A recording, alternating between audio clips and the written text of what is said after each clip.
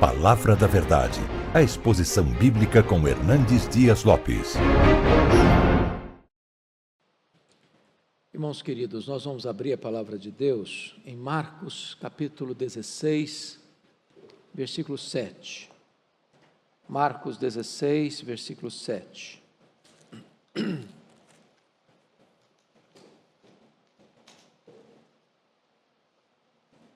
Esse versículo é uma espécie de resumo, de síntese daquilo que é o nosso tema hoje. Jesus não desiste de amar você. A evidência eloquente que nós temos desta verdade magna está aqui nesse verso. Marcos 16, versículo 7. É uma palavra dos anjos, ou do anjo do Senhor às mulheres que foram ao sepulcro. Mas ide e dizei a seus discípulos e a Pedro, que ele vai adiante de vós para a Galileia, lá o vereis, como ele vos disse. O ponto aqui é, por que a menção de Pedro? Se Pedro estava incluído nesse grupo dos discípulos. Por que não João? Por que não Tiago? Por que não Mateus? Por que a menção específica de Pedro? Se ele era um daqueles conhecidos como seus discípulos. E nesse fato do destaque do nome dele, em virtude das circunstâncias que o cercavam, é que nos leva a esse tema: Jesus não desiste de amar você. E eu quero dizer agora, categoricamente a você nesta noite, que Jesus também não desiste de amar você. Que Jesus não abre mão do direito que ele tem de ter você para ele. Ele não abdica desse direito. Ele não perde você de vista. Ele não larga o seu encalço. Ele está pronto a ir às últimas consequências para ter você total e exclusivamente para ele. Eu queria então olhar um pouco sobre a vida desse personagem chamado Pedro. Uma das pessoas mais emblemáticas da Bíblia, mais fascinantes, mais parecidas com você e comigo. Aquele homem de altos e baixos, de avanços e recuos, de coragem e covardia, de fé e medo. Este homem que hoje pode nos motivar a entender esta verdade gloriosa do amor perseverante de Jesus Cristo por nós. Esse Pedro aqui é o filho de João, é o irmão de André, aquele que nasceu em Betsaida, ao redor do lago da Galileia. Esse Pedro aqui, casado, pescador, residente agora em Cafarnaum, quartel-general do ministério de Jesus. Esse Pedro que se torna um discípulo de Jesus e um dos mais próximos, chamado para ser apóstolo e o líder deles, tanto antes da sua queda, quanto depois da sua restauração. Aquele que recebeu da parte de Deus poder para realizar grandes prodígios e que abre a porta da pregação do Evangelho também para os gentios. Me impressiona o aspecto de Pedro ser aquele homem temperamental, explosivo, que falava antes de pensar, que agia para depois refletir. Por isso tão contraditório tantas vezes. Por exemplo, lá em Lucas 5, quando Jesus, depois que eles retornaram da pescaria infrutífera, ordenou que lançasse as redes, ele disse: Senhor, mas já trabalhamos a noite inteira. Aí de repente, a fé lhe acende na alma e ele diz: mas sob a tua palavra eu lançaria as redes. Depois lá em Mateus 16, quando Jesus pergunta: e vós, quem dizeis que eu sou? ele responde: tu és o Cristo, Filho do Deus vivo. Mas quando Jesus falou que ia para a cruz, ele reprovou Jesus. Disse: tem compaixão de ti mesmo. Larga a mão desses pensamentos. E Jesus teve que dizer: arreda, Satanás, és para mim causa de tropeço. Não cogitas as coisas de Deus, apenas as coisas dos homens. Lá em Mateus 17, ele está falando sem saber o que está falando. Mestre, bom estarmos aqui, vamos fazer 3 tendas. Uma será tua, outra de Moisés, outra de Elias. Falando sem saber.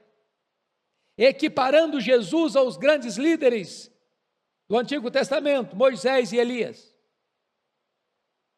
Lá em Mateus 26, ele demonstra coragem, mas ao mesmo tempo covardia. Ele é capaz de pegar a espada e cortar a orelha de mal, mas também ele é capaz de fugir e seguir Jesus de longe. Ele é capaz de prometer fidelidade inegociável, e ao mesmo tempo ele é capaz de negar a Jesus covardemente 3 vezes.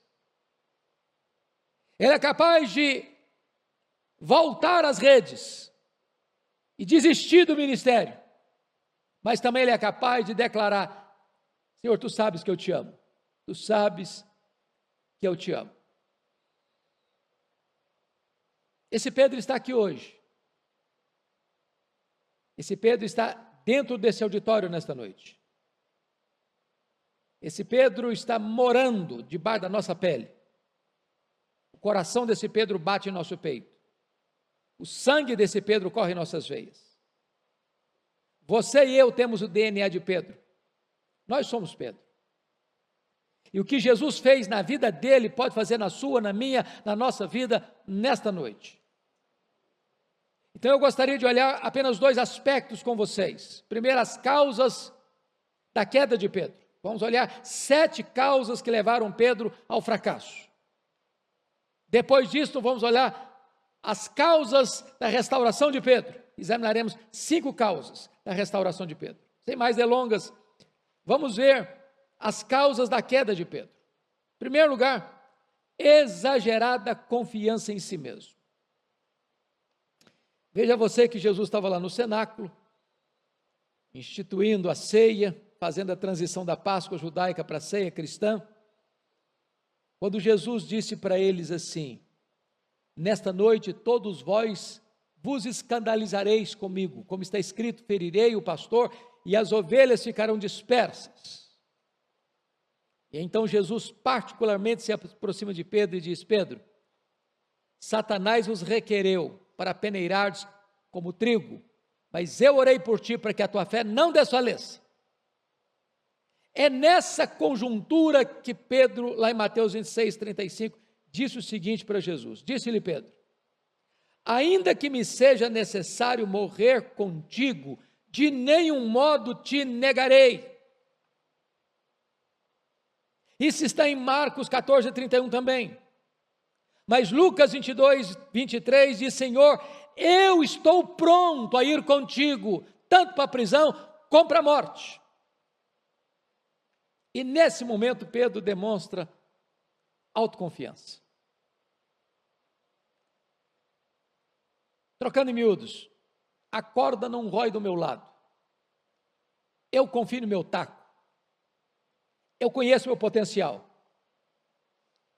Eu sei que se a coisa pegar, e se necessário for, eu vou contigo para a prisão. Se precisar morrer, eu me coloco na frente, boto meu peito aberto. Eu não vou te abandonar. Eu não vou te decepcionar. Na verdade, Pedro está pensando aqui que ele é uma rocha, quando ele não passa de pó. Irmãos amados, eu não estou estimulando você a ser uma pessoa sem convicções pessoais. Eu não estou estimulando você a ter uma autoestima achatada. Eu não estou estimulando você a nutrir complexo de inferioridade. Mas muito cuidado com a autoconfiança. Muito cuidado. A Bíblia nos ensina que Deus conhece a nossa estrutura e sabe que nós somos pó. Por isso, aquele que pensa estar em pé, veja que não caia. Nenhum de nós consegue ficar de pé, escorado no bordão da autoconfiança. Desconfie de você mesmo. Não pense que você é suficientemente forte para enfrentar as tentações, as pressões, as seduções ou os dardos inflamados do maligno. Cuidado! Cuidado! Segunda causa da queda de Pedro. Primeiro, autoconfiança. Segundo, ele considerou-se melhor do que os outros. Vejamos. Marcos 14, 29, disse assim, disse-lhe Pedro, ainda que todos se escandalizem, eu jamais. Mas em Mateus 26, 33 está escrito assim, ainda que venhas a ser tropeço para todos, nunca o serás para mim. Está falando todos os colegas dele, os pares dele. Bom, trocando em miúdos, sabe o que ele está dizendo para Jesus? O Senhor, o negócio é o seguinte, quando o Senhor está falando aí que nesta noite todos nós vamos escandalizar contigo e vamos ficar dispersos, eu só preciso fazer um reparo, Jesus, na tua fala. Eu acho que os meus colegas não vão aguentar meus não. Eu acho que eles, na hora que a coisa pegar, eles vão recuar. Agora, Jesus, talvez o Senhor não me conheça direito ainda. Eu sou um cara batuta. A corda não vai roer do meu lado, não. E eu vou dizer uma coisa para o senhor, se os demais retrocederem, eu nunca vou fazer isso. Em outras palavras, Jesus, é até difícil dizer isso, mas eu vou dizer uma coisa para o senhor, eu sou melhor que os outros. Eu sou mais forte que os outros. Sou mais fiel do que os outros. Amado irmão, cuidado para que você não se olhe no espelho e ache que você é melhor do que você é, mais crente do que você é, mais espiritual do que você é, mais corajoso do que você é, mais fiel do que você é. Não faça uma leitura como Elias fez, só eu fiquei, só tem um crente aqui nesse país e esse crente sou eu. Quando você acha que você é melhor, que você nunca vai decepcionar, que você está num nível mais avançado do que seus pares, que seus irmãos, você está num grande risco. Grande risco. Esse foi o segundo problema, ou a segunda causa da queda de Pedro. A soberba precede a ruína. Terceira causa da queda de Pedro. Ele foi incapaz de orar e vigiar na hora mais crucial da vida. Vocês se lembram que quando Jesus entrou no Getsêmani, o Judas não acompanhava mais, eram 11, juntamente com Jesus, e ao entrar nas fraldas do Monte das Oliveiras, já era noite, ali tinha uma prensa de azeite, ali tinha árvores de oliveiras antigas, ainda tem até hoje. E Jesus disse para os três, Pedro, Tiago e João, vocês vêm comigo, e os outros ficaram para trás. Quando Jesus está caminhando com os discípulos, os três, ele abre o coração para eles e disse assim, a minha alma está profundamente triste, até a morte. Ficai comigo, vigiai comigo. E Jesus avança sozinho para o interior do jardim, prostra-se com o rosto no chão, o Rei da Glória, o Senhor dos Senhores, levanta aquele que podia libertar o da morte, forte clamor e lágrimas. Senhor, se possível, passe de mim este cálice. Travava-se ali a maior e mais titânica batalha da humanidade. E depois que Jesus chora, rega o chão com as suas lágrimas e retorna Pedro, Tiago e João, eles estão dormindo. E é curioso que Jesus não acorda os três, Jesus acorda Pedro. E diz, nem uma hora pudeste vigiar comigo, orai e vigiai, para que não entreis em tentação. O espírito está pronto, mas a carne é fraca. Hoje o pastor Erival fez quase que uma espécie de brincadeira, quando perguntou quem está com vontade de orar aqui. O exercício mais difícil para a nossa carne é orar. as maiores resistências que nós temos é dobrar os joelhos. E tem horas, irmãos, que mesmo nas lutas mais cruciais da vida, nós somos tomados pelo sono e não pela vontade de orar. Se nós não oramos, nós não temos discernimento da luta. Se nós não oramos, nós não nos equipamos para a luta. Se nós não oramos, nós não vigiamos para enfrentar o inimigo com as armas espirituais, poderosas em Deus para destruir fortalezas e anular sofismas. Porque Pedro não orou, ele fraquejou. Essa luta, irmãos, não se ganha no grito, essa luta não se ganha com argumentos, essa luta não se ganha com bravatas, esta luta se ganha de joelhos. Por isso ele fracassou. Quarta razão por que ele fracassou. Pedro perdeu o controle emocional, está lá em João 18:10. Então Simão, Pedro, puxou da espada que trazia e feriu o servo do sumo sacerdote, cortando-lhe a orelha direita, e o nome do servo era Mal. E Jesus disse para ele: mete a espada na bainha, Pedro, não beberei porventura o cálice que meu pai me deu? Preste atenção nisso. Talvez a gente pense que o camarada pegar a espada e tosar a orelha do cara porque ele era ruim de pontaria. Talvez ele queria cortar o pescoço do cidadão. Demonstra coragem e fidelidade. E tantas vezes, meus irmãos, nós tentamos entrar na luta e travar lutas com armas carnais. A gente agride, a gente fere, a gente fala mal, a gente comete assassinato de reputação nas redes sociais,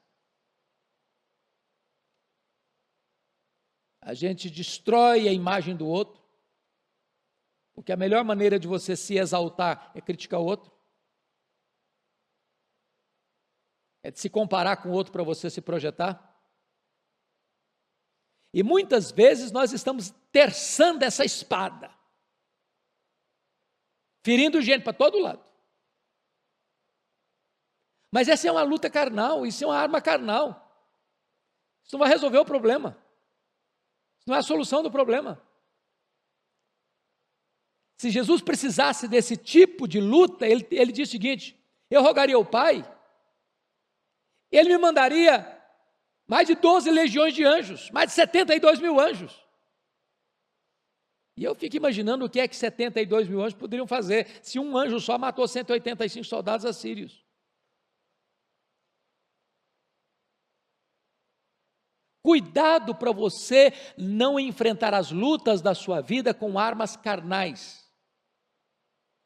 Talvez se Jesus não tivesse curado a orelha do Malco, em vez de 3 cruzes no Calvário, teria 4.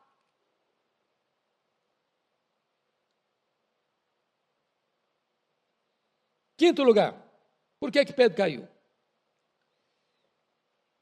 Ele caiu porque ele seguiu a Jesus de longe, Mateus 26, 58, mas Pedro o seguia de longe.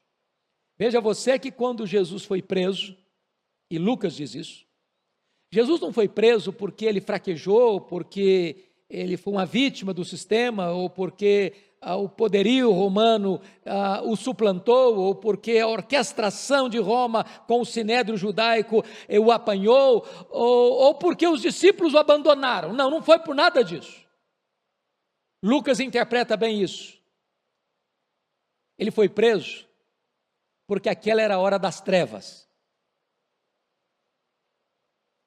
Jesus não foi vencido. Ele mesmo se apresentou: a quem buscais? Ah, Jesus o Nazareno. Pois sou eu. Para aquela hora eu tinha vindo. Aquela era a hora de beber o seu cálice. Aquela era a hora da sua humilhação extrema. Ele foi obediente até a morte, morte e cruz. Os discípulos fugiram, como Jesus havia profetizado, estava lá na profecia de Zacarias. Mas o Pedro, ele não quer perder Jesus de vista, mas também não quer se comprometer. Porque afirma, eu sou discípulo dele, e vocês estão prendendo Jesus, então me prendam também. Vocês vão bater nele, então bate em mim também. Vocês estão pensando em condená-lo à morte, me condena também. Não, ele não quer esse compromisso. Esse é acovarda, e ele vai seguindo de longe. Não quer perder de vista Jesus, mas também não quer envolvimento com Jesus nesta hora. Quantas pessoas estão assim hoje? Elas não chegam a um ponto de apostasia. Não é que elas abandonam a igreja para nunca mais voltar. Vão à igreja, mas seguem de longe, sem compromisso, sem engajamento, sem fidelidade, sem aliança, seguindo de longe. E seguir Jesus de longe é um risco, é um terreno escorregadio, é pisar em terreno minado, é aproximar-se do perigo. Ele está seguindo Jesus de longe, perdendo seus absolutos. Sexto lugar, por que Pedro caiu? Sexto lugar, ele caiu porque ele se assentou na roda dos escarnecedores. Olha comigo Lucas 22, 54 e 55. Então, prendendo-o, o levaram e o introduziram na casa do sumo sacerdote. Pedro seguia de longe. E quando acenderam um fogo no meio do pátio e juntos se assentaram, Pedro tomou o lugar aonde? Entre eles. Entre quem? Os zombadores que prenderam Jesus. Agora, quem sabe de cor, repita comigo o Salmo 1, versículo 1. Bem-aventurado o homem que não anda no conselho dos ímpios, não se detém no caminho dos pecadores, nem se assenta na roda dos escarnecedores. Mas veja você que uma coisa é causa, outra coisa é consequência. O que é causa? Seguir a Jesus de longe. O que é consequência? Assentar-se na roda dos escarnecedores. É uma questão de tempo. Há um ditado muito popular no Brasil que diz assim: dize-me com quem andas e dir-te-ei quem és.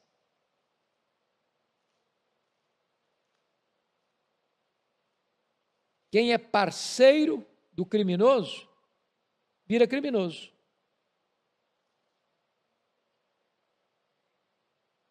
Quem anda com más companhias, torna-se cúmplice das suas obras.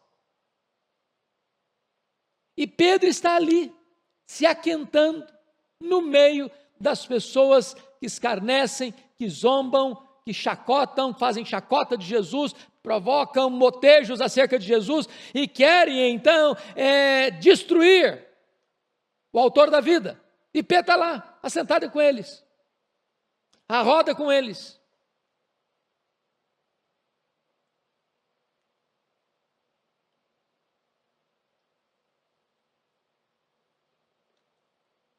Talvez se essas paredes pudessem falar, embora esse templo é novo, mas há templos mais antigos, se as paredes pudessem testemunhar, falariam quantas pessoas já estiveram na casa de Deus, cantando os cânticos de Sião, que foram atraídas por falsas amizades, adolescentes, jovens, que entraram na faculdade como crentes e saíram como céticos, que entraram numa patotinha, se envolveram com drogas, que foram numa festinha, numa boate, numa noitada, e se matricularam no alcoolismo, ou se introduziram nas drogas, ou começaram uma vida sexual desregrada, e dali se desencaminharam. Se nós queremos manter-nos firmes, temos que pensar com quem andamos, Aonde vamos? O que fazemos? Porque esse foi o motivo pelo qual Pedro foi ao chão e caiu. Mas em último lugar, sétimo lugar, sabe por que Pedro caiu? Quarto degrau, o sétimo degrau aí da queda de Pedro foi que ele negou Jesus 3 vezes. E eu queria que você abrisse comigo, porque há um ponto ali que só Mateus descreve isso. Abra aí Mateus 26, por favor. Eu não sei se você já atentou para esse fato, mas é digno de nota. Só Mateus relata isso nessa progressão. As 3 vezes que Pedro negou Jesus. A primeira delas está no verso 70. 69 e 70. Ora, estava Pedro assentado fora no pátio. 26, 69. E aproximando-se uma criada lhe disse: também tu estavas com Jesus o Galileu. Ele, porém, o negou diante de quem? De todos, dizendo: não sei o que dizes. Ele apenas nega,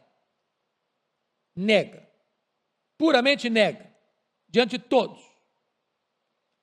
Segunda negação, veja comigo, versos 71 e 72. E saindo para o alpendre, agora ele está num outro ambiente, foi ele ali visto por outra criada, a qual disse aos que ali estavam: este também estava com Jesus Nazareno. Preste atenção, que agora a abordagem não é pessoal, a abordagem é indireta. A primeira diz: você estava com ele. Agora a outra criada está dizendo: está vendo aquele camarada ali? Pois é, ele estava com Jesus. Pedro escuta a conversa. Olha a resposta agora do 72. Ele o negou outra vez com um detalhe. Com o quê? Com juramento. Não conheço tal homem. Uma coisa é você negar, outra coisa é você acrescentar à negação um juramento. Eu juro, em nome da minha mãe, por Deus, pela minha alma, por isso, por aquilo, eu não conheço esse homem. Não é só palavra, é juramento também. Terceiro degrau da negação, olha comigo agora, verso 73 e 74. Logo depois, aproximando-se os que ali estavam, disseram a Pedro, agora a abordagem direta de novo. Disseram a Pedro: verdadeiramente és também um dos deles, porque o teu modo de falar o denuncia. Sotaque é um negócio que ninguém consegue disfarçar. Então começou ele a praguejar e a jurar. Da primeira vez ele apenas nega, da segunda vez ele jura, da terceira vez ele pragueja. Praguejar, gente, é xingar, é falar palavrão, é blasfemar. Então não foi apenas uma negação, foi uma negação progressiva. Agora deixa eu dizer algo para você. Ninguém faz isso de negar a Jesus com blasfêmia, de uma hora para outra.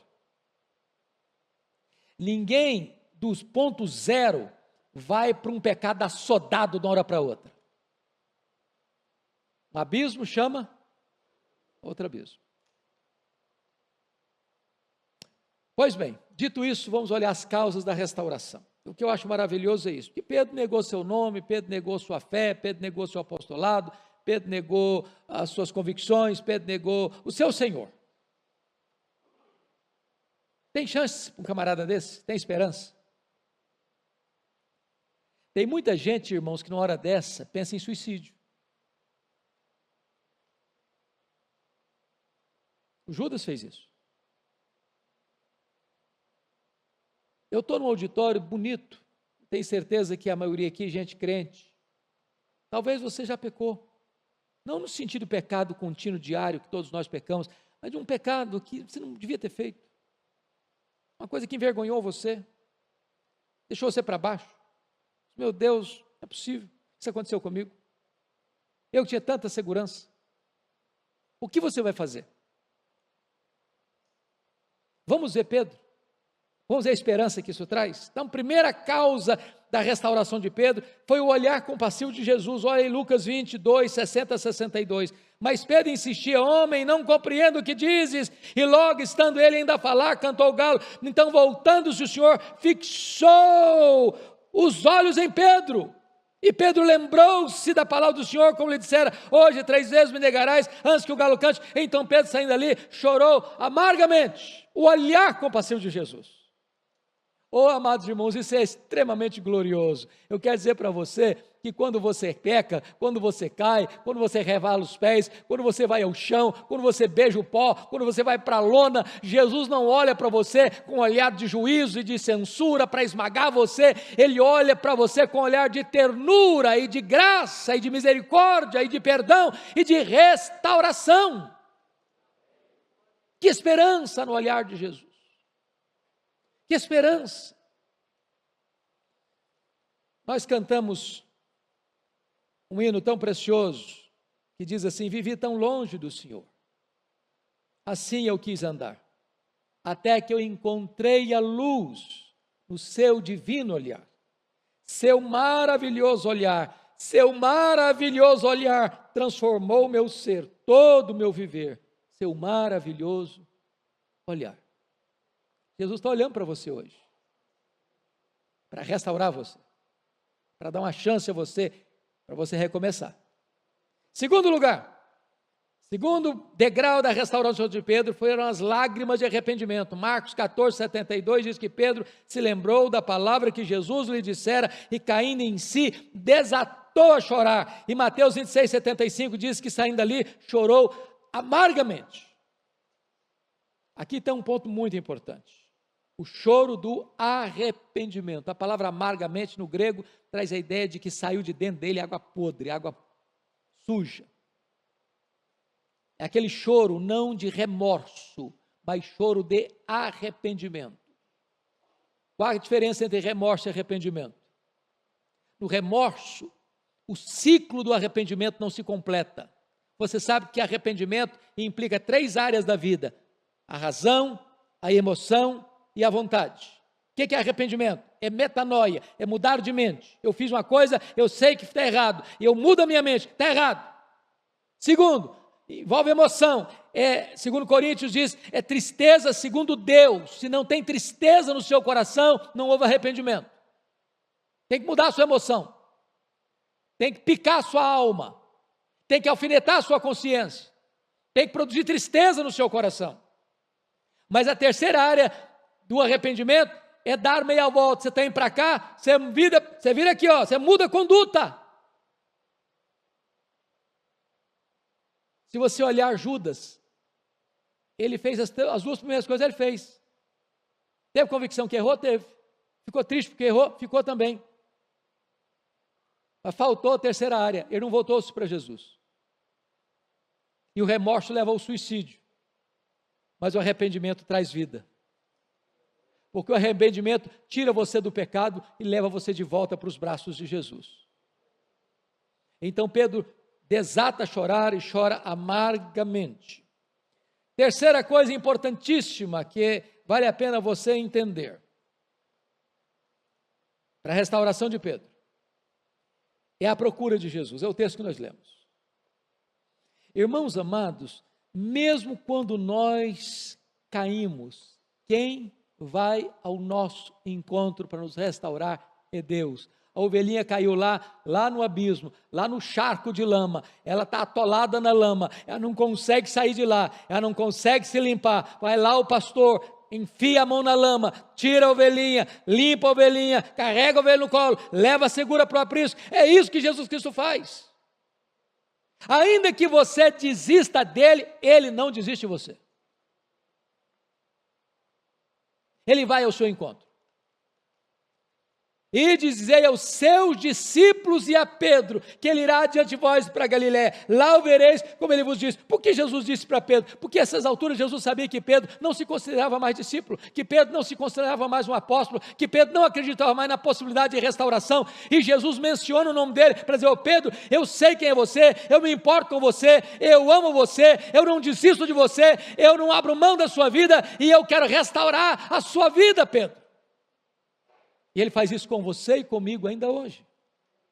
Ele nos procura, ele nos ama, ele não abre mão de nós, ele não desiste de nós.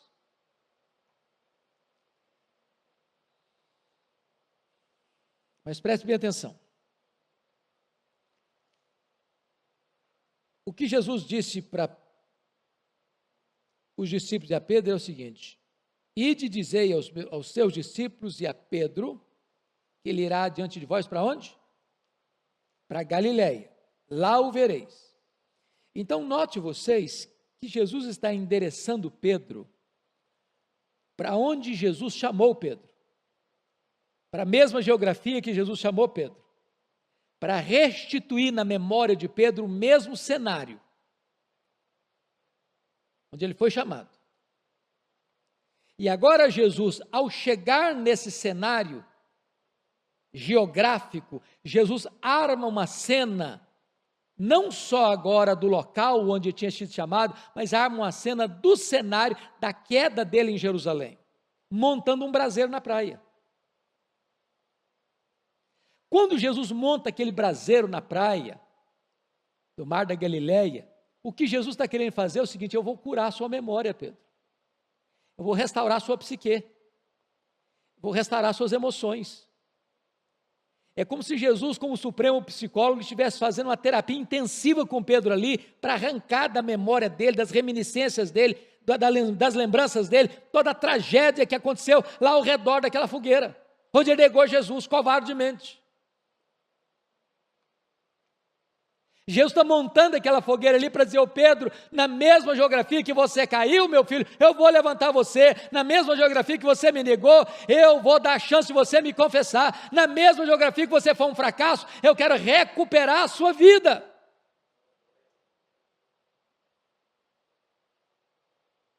Mas a quarta razão por que Jesus, o quarto degrau da restauração, é a pergunta de Jesus. Eu acho isso tão sublime, porque, preste bem atenção você, que Jesus faz 2 milagres no mar, com relação a peixes. Nos 2 milagres, o Pedro está envolvido na história. O primeiro milagre foi quando Jesus chamou Pedro: lancei as redes para pescar. Pedro: não, senhor, eu trabalhei uma noite, não adianta não, eu conheço esse negócio aqui, mas não dá para peixe hoje não. Aí ele para pensar um pouquinho melhor e diz: não, mas a tua palavra eu vou lançar as redes. Então as redes vieram cheias de peixes. Pedro se prostra aos pés de Jesus e diz: agora eu vou fazer de você um pescador de homens. Aí Pedro chega na Galileia por ordem de Jesus com os discípulos, tem 7 só. Jesus não está lá. E dizer aos seus discípulos e a Pedro que eu irei adiante de vós, para onde? Para Galiléia. Se ele ia adiante de vós, quando chegasse lá, Pedro estava lá, o Jesus estava lá e Jesus não estava.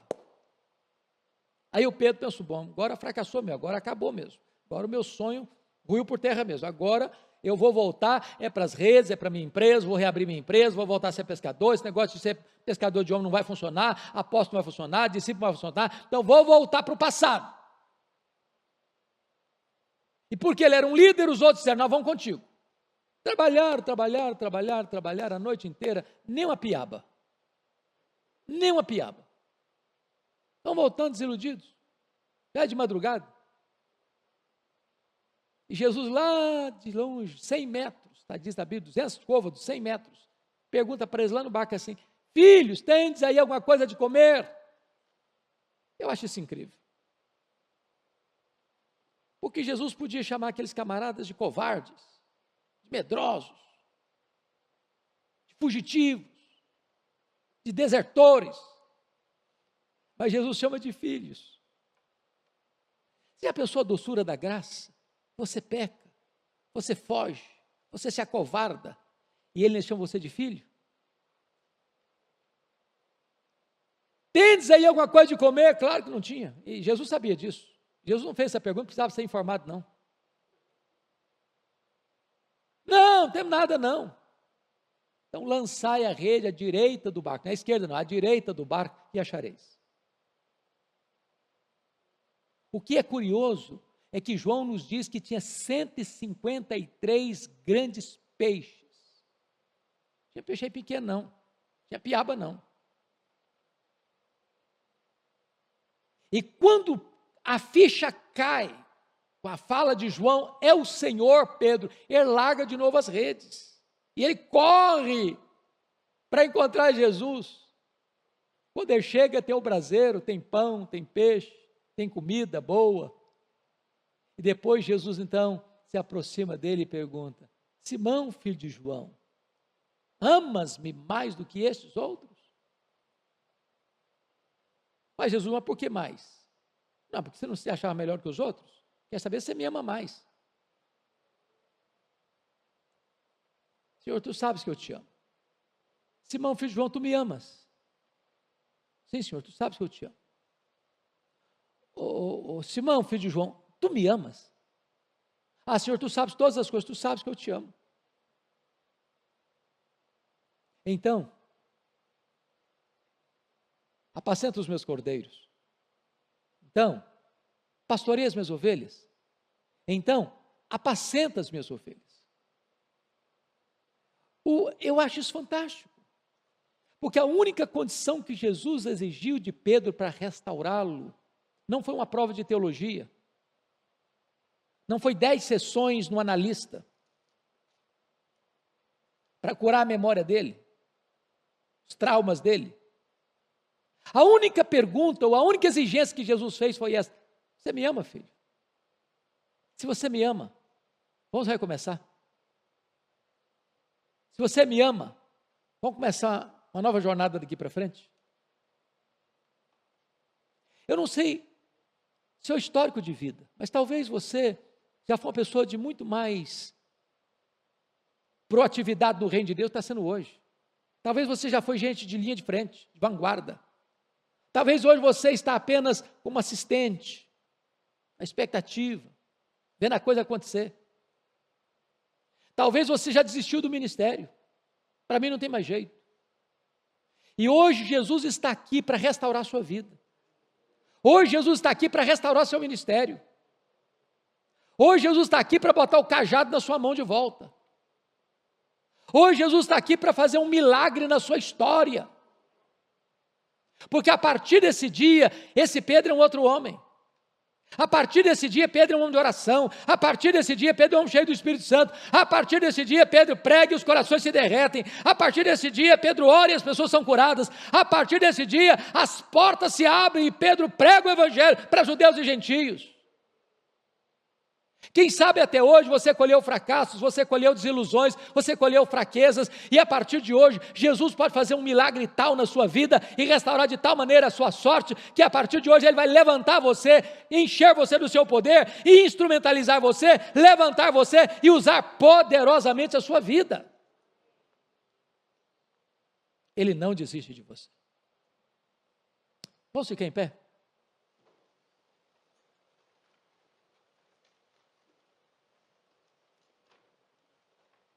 Eu queria fazer uma pergunta para vocês, se você honestamente entende isso. Você levantasse a sua mão direita. Tem algum Pedro aqui hoje? Eu estou com as duas também. Segunda pergunta. Tem alguma coisa na sua vida que precisa ser restaurada hoje? Alguma área da sua vida? Ser restaurada hoje. Senhor, eu preciso fazer, Senhor, faça um milagre hoje, Senhor. Nesta área da minha vida eu estou precisando.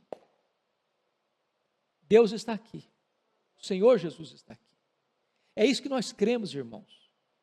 A gente não vem apenas para uma conexão com Deus. Vou lá, legal, uma música boa, de vez em quando uma palavra boa, então vou lá. É a expectativa de que Ele está presente. E se Ele está presente, coisas novas, grandes, podem acontecer aqui. Pastor Arival vai orar por nós agora. E você vai colocar esta área que você quer. Lembra do texto lido? O que queres que eu te faça? Você é um Pedro, eu sou um Pedro. Senhor, é esta área. E o Senhor sabe qual é a área que está precisando de cura e restauração. E Ele é poderoso para fazer infinitamente mais. Pastor, ore por nós, por favor. Palavra da Verdade, a exposição bíblica com Hernandes Dias Lopes.